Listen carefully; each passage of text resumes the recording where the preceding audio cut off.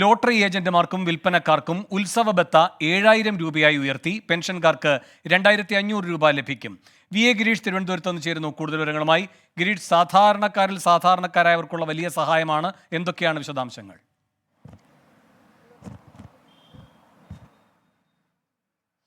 വിൽപ്പനക്കാർക്കുമാണ് ഇത്തവണ ഉത്സവ ബത്തയായി 7000 രൂപ അനുവദിക്കാനുള്ള തീരുമാനമെടുത്തത്.